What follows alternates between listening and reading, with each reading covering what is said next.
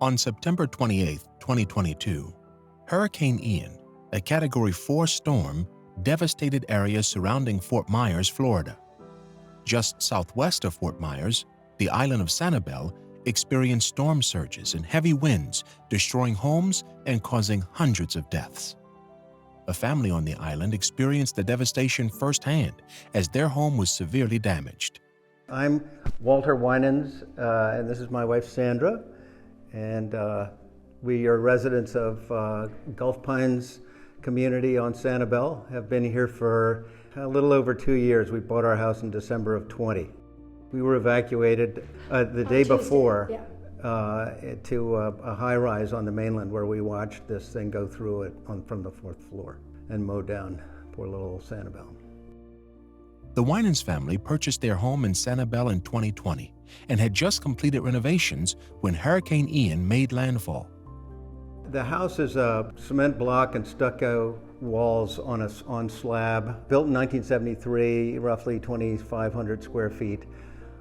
We had just finished about a year and a half of renovations to the place in July, and then the storm hit in September.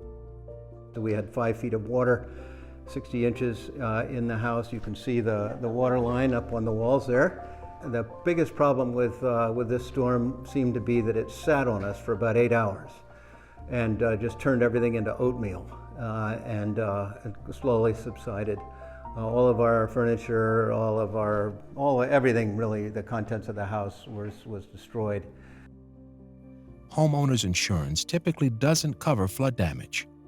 To protect your home, business, and possessions, property owners should consider flood insurance, which covers buildings and contents.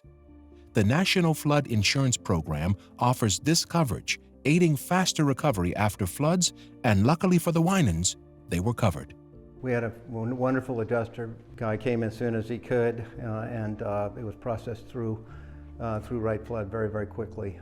The Winans family is remaining on the island, but building back better so that their home is better protected against future hurricanes.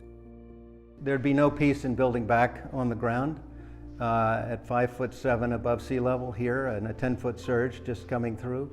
So the only way we would stay is to rebuild. We're going to actually keep the existing foundation walls, which have been looked at by a couple of engineers. They've said it will support a second story, which would now be our first story.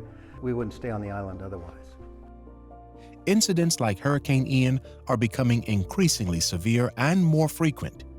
It is vital for individuals and communities to be prepared and understand the risks they may face where they live. This will help you take appropriate actions before, during, and after a disaster. Following Hurricane Ian, the Winans understand their risk and are taking appropriate action to mitigate damage from future events.